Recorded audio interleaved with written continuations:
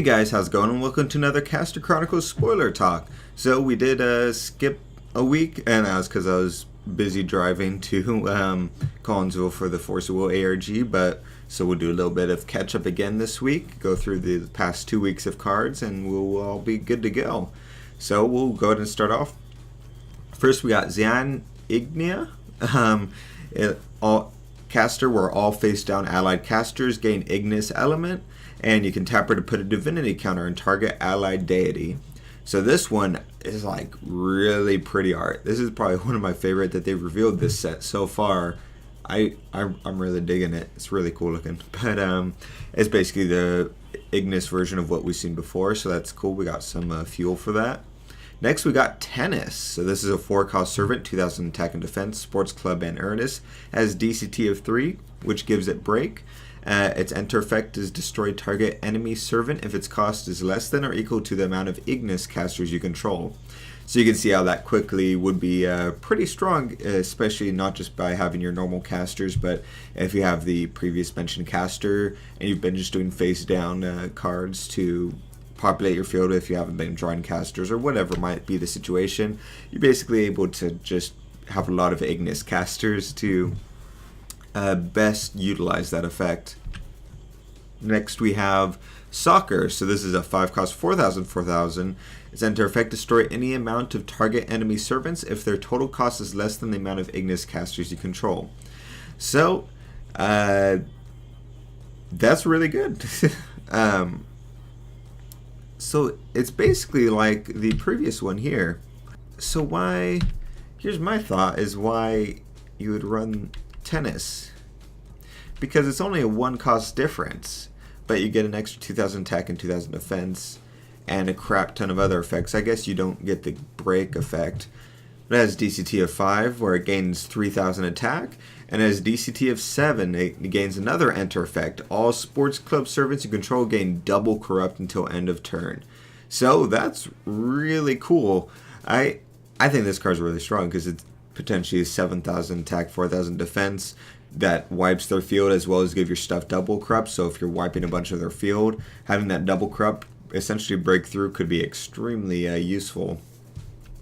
Next is Shara Angelica, another level 2 caster. So this one, banish another Shara, destroy target reversed servant with a cost of 3 or less. So that's good because reverse servants are always a little bit tough to get over. She also has the tap ability, draw a card if an allied servant corrupted an enemy orb this turn. Then you may put an Ignis servant with the cost of 1 from your hand into the field. So that's pretty cool. Being able to, if you weren't able to do anything with, as far as playing cards with her or anything like that, being able to tap her to draw a card and put down a level 1 servant could be pretty useful. Another level 2 caster. So this one, banish another Paruta, corrupt target orb. So that's really good, especially with how we'll be doing with face down cards being pretty prevalent. And another tap ability, target enemy player discards a card. Play this ability only during your main phase. So that ability isn't that great, I don't think. I guess it could be good, I guess, but we're getting a lot of level 2 casters, so maybe the reason we didn't get level 2 casters in the last set is because they're heavily making up for it in this set.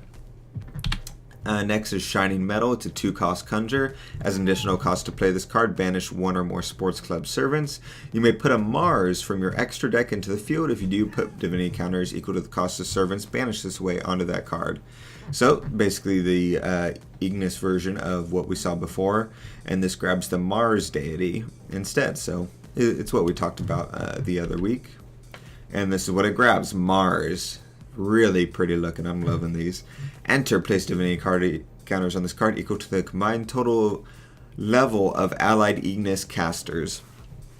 And when this card leaves the field, you may put an angel servant from your hand into the field. That's really cool. And then tap her, remove 3 divinity counters from this card, corrupt target enemy orb.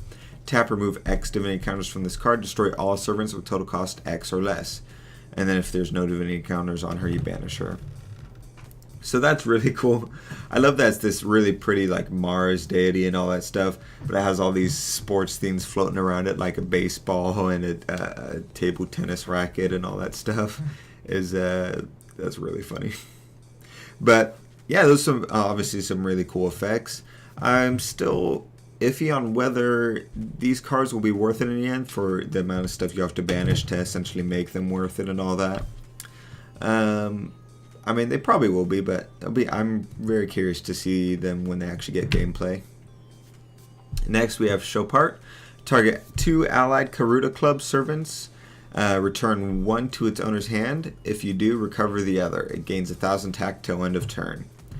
So that's really cool. So you could have 2 servants in the field, potentially. And you swing in with them, kill some stuff or corrupt orbs. Then you bounce one back into your hand to recover the other in order to swing again. And I don't remember the exact what the other ones might do as far as the one that bounces into your hand with their enter effects and all that are, but I'm assuming it'll be worth it. She also herself is a Karuta Club and a talent. Next we have Marasuki Chikubi. It's a 4-cost servant, 4,000 tech, 2,000 defense. This is a Karuta Club and talent. As Lethargy, which means this card enters the field rested. Enter effect, return target enemy servant to its owner's hand. I see. So the enter effect is really good, I think. And because of the lethargy, being able to recover them would prove very useful, I guess. Next we have Papilla Moresco, also Karuta Club and talent. You may reveal 3, tap her. You may reveal 3 talents from your hand. If you do, draw a card. That's alright, I guess. For the synergy and all that, I assume it works pretty well, but yeah. Next we have Abba Jian. It's a 4-cost servant, 2,000 tech, 2,000 defense, also Karuta Club and a talent. Has lethargy as well, and you may pay 3 less to play this card. Interesting. I'm super confused now. So she's just a 1-cost essentially. Okay. That's really good then. Alright. Next we have Emperor Tenji. It's a 5-cost servant, 4,000 attack and defense, Karuta Club and talent.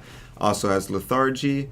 Enter effect, you may reveal 2 talents from your hand. If you do, recover this card. That's a really good one for these Karuta Clubs. Whenever this card attacks, you may reveal 3 talents from your hand. If you do, you may put a Karuta Club servant from your hand into the field. That's really cool, actually. So he can enter the field recovered, and so when he attacks, you have the potential of being able just to put a Karuta Club from your hand into the field, and that'll come and rest it, and he'll be rested, or she'll be rested since she's tapped, and then you'll be able to use that caster effect to bounce maybe this one or another one into your hand, and to recover the other one, and then bounce that other one that was put into the field, and then untap this one, and then I guess you wouldn't be able to attack again, but oh no, you might be able to. And yeah, just keep that cycle going, could be really cool. Next we have Onono Komachi, a 3-cost servant, 3,000 attack and defense, Karuta Club talent. Break. Reveal a talent other than this card from your hand. When this card is put into your hand from an orb zone, you may reveal a talent other than this card from your hand to play it immediately. It's break just says you reveal a card from your hand. That's not this card. When this card is put into your hand. So how does it go to... I'll read the whole thing. Lethargy, this card enters the field. Rest to enter. Reveal the top card of your deck. If it's Karuta Club Servant, put it into your hand. If this card is put into the field without being played from hand, put it into an allied caster zone as a face-down caster instead. I'm super confused on how this card works if someone wants to explain it to me, but yeah. So next we have Princesse Jade. All face-down allied casters gain the Silva element. And tap, put a divinity counter on target allied deity. So now we're getting to the green, the Silva version of all these. Semimaru, 2,000 attack and defense servant, 2-cost. Also Karuta Club, lethargy. Whenever an enemy servant would return to their owner's hand, you may reveal 2 talents from your hand. If you do, put that enemy servant into a graveyard instead. So this is a cool little counter to a lot of stuff, actually, including the cards that we've just talked about in this video, but a lot of other stuff as well. So that's kind of cool. Next we have Formello, another level 2 caster. Banish another Formello, reverse all allied servants that haven't attacked this turn. That's cool. So during your opponent's turn, you can attack with all your servants during your turn, past turn, during your opponent's main phase. Do her banish effect, and now all your stuff is reversed. And you can tap her to recover target allied servant that hasn't attacked this turn. So that's a very versatile card. I really like that. That's pretty cool. Lily Vernay, another level 2 caster. Banish another Lily Vernay. Target enemy servant gains at end of turn. Banish this servant until end of turn. That's pretty good. Because it's a banish effect, which is always good. It gets around destruction and all that for various things. It's end of turn, so it's not instant, but still. And then she has tap ability, discard a caster. All servants target player controls gain slow start until end of turn. So that's really good, I think, especially if your opponent's doing a power play, populating their field, doing different things, or just have a big hitter on the field and you want to protect your guy. Being able to give them slow start until end of turn gives you just the right amount of time you might need to bounce back from that. Eternal Queen. So this is a 2-cost conjure. As an additional cost to play this card, banish one or more Karuta Club servants. You may put a Jupiter from your extra deck into the field. Same thing we saw with the other deity as far as putting it in. Here we have Jupiter. So this is super cool looking card. I love if you look at all these cards floating around, they each got little eyes and a face and stuff. That's pretty hilarious. Enter place divinity cards on this card equal to Sylvacasters. When this card leaves the field, you may put an angel servant from your hand into the field. Tap remove divinity card from this card, return target enemy servant to its owner's hand. Tap remove X divinity counters from this card. Search your deck for a servant with a cost of X or less that has lethargy and put it into the field, then shuffle your deck. And then normal stuff. That's alright. Because of its nature, searching your deck for a card that has lethargy and put it into your field isn't getting you any instant advantage because it's entering the field rested. Unless obviously you combo and do stuff to unrested and all that. But I don't think it's as good as the other deities we've seen. I could be wrong though, but yeah. Next we have Japanese Calligraphy. It's a 5-cost servant, 4,000 attack and defense. Performing arts. Vanity, if this has this vanity effect. If this is your only servant, it gains the following abilities. This card gains 1,000 attack and defense.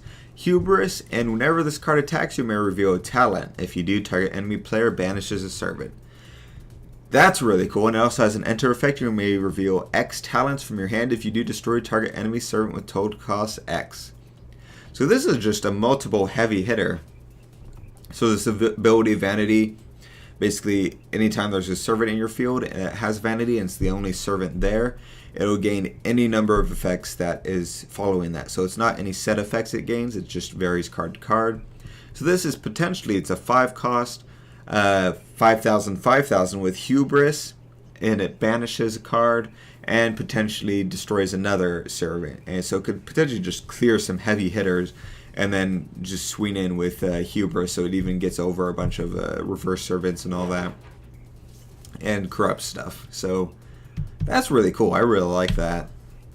Next we have Crane Chirp. It's a performing arts and talent caster. Tap to banish a servant. Draw a card. If you banish a performing arts servant for this card's cost, draw 2 cards instead. That's pretty decent, especially if there's a 1-cost performing arts servants. That's a lot of value that you could get out of that. Really cool looking card too. Christiana. All face down allied casters gain Terra. Tap, put a divinity counter on a deity. Also really, I like the design of this card. I'm really liking a lot of these. Next we have Incense Ceremony. 2-cost servant, 2,000 attack and defense. Performing arts. It has Vanity. It gains 1,000 attack and defense and a Hubris. So it could be a 2-cost, 3,000 Hubris servant, which would be really, really good. Traditional Martial Arts. 3-cost servant, 3,000 attack, 0 defense. Performing arts. Vanity, it gains 1,000 attack and defense, and Hubris, and whenever this attacks, you may reveal a talent. If you do, target enemy player banishes a servant. So that's really cool. So it essentially has all the abilities of that previous servant, but in a much lower cost form. So that's really good. Tina.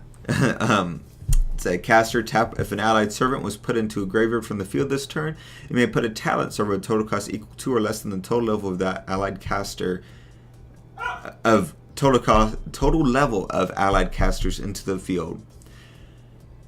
That's really good. So imagine you have 2 level 1s and 1 level 2 allied caster. So if a allied servant, even if it's just a 1 cost servant goes in the field, you tap her in response and you just drop a 4 cost into the field.